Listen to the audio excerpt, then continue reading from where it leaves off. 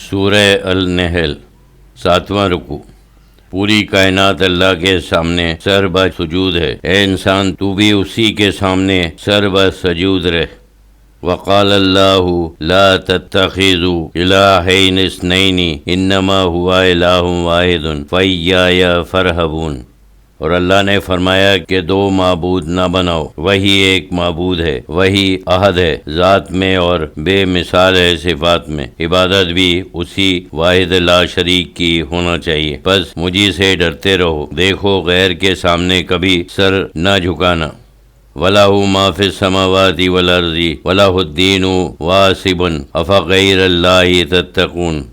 اور جو کچھ آسمانوں اور زمین میں ہے سب اسی کا ہے اور اسی کی عبادت ہمیشہ لازم ہے۔ جب یہ سمجھ لیا تو تم اللہ کے سوا دوسروں سے کیوں ڈرتے ہو؟ یعنی دیکھو جب تک کسی کے سامنے پیش ہونے کا خیال نہ رہے گا ڈر نہ آئے گا، محض دکھ درد میں نہیں، ہر حال میں اللہ زبان سے کہنا، اس پر دل کو لگائے رہنا، یہی لفظ بندگی ہے۔ خوف و رجا کے درمیان ایمان ہے، جو نعمت ہے ادھر ہی سے ہے، دینے والا بھی وہی، لینے والا بھی وہی، پھر غیر سے ڈرنا کیا؟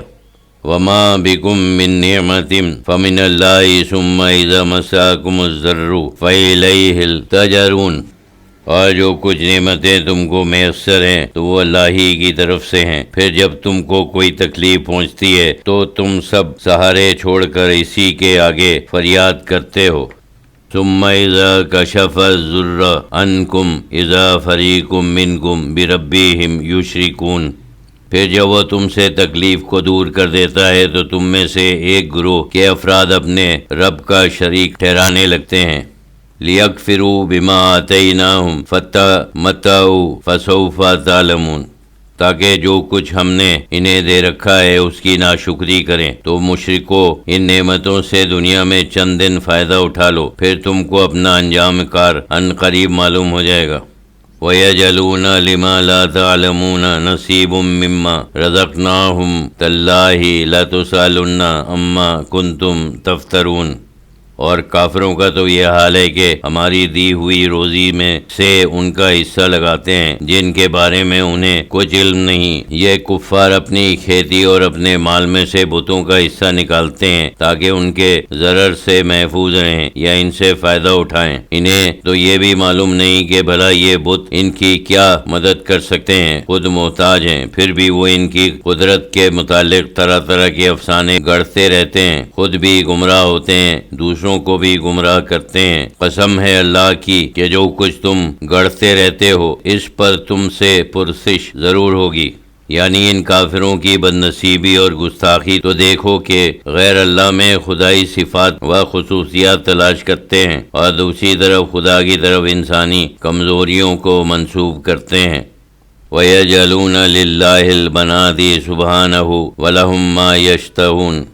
اور یہ کافر اللہ کے لیے تو بیٹیاں قرار دیتے ہیں حالانکہ وہ اس سے پاک ہے، اور اپنے لیے وہ چنا ہے جسے وہ پسند کرتے ہیں یعنی بیٹے۔ یعنی اس سے بڑھ کر اور گستاخی کیا ہوگی کہ اول تو اس کے لیے اولاد قرار دیتے ہیں، پھر لڑکیاں جو ان کے نزدیک ناقص ہیں ادھر منسوب کرتے ہیں، فرشتوں کو بیٹیاں قرار دیتے ہیں اور لڑکے اپنی طرف منسوب کرتے ہیں، اور یہ سب اس اللہ کے لیے جو پاک اور بے نیاز ہے۔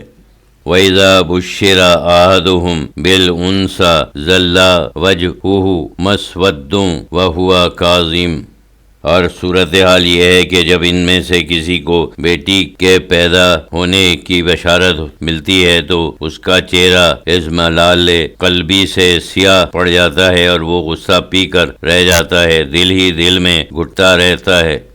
يَتَوَارَى مِنَ الْقَوْمِ مِنْ سُوءِ مَا بُشِّرَ بِهِ أَيُمْسِكُهُ عَلَىٰ هُونٍ أَمْ يَدُسُّهُ فِي التُّرَابِ أَلَا سَاءَ مَا يَحْكُمُونَ، اور اس خبر بد پر کہ اس کے ہاں لڑکی پیدا ہوئی وہ اپنی قوم کے لوگوں سے چھپتا پھرتا ہے کہ ان کو کیا منہ دکھائے، اور سوچتا ہے کہ آیا اسے ذلت کے ساتھ لے رہے یا اسے مٹی میں دبا دے۔ دیکھو تو یہ کیسی بری تجویز کرتے رہتے ہیں۔ یعنی ان لوگوں میں جو اللہ کا ڈر پیدا نہیں ہو رہا ہے، اس کی وجہ یہ ہے کہ وہ آخرت پر یقین نہیں رکھتے۔ للذین لا یؤمنون بالآخرۃ مثل السوء وللہ المثل الاعلی وہو العزیز الحکیم۔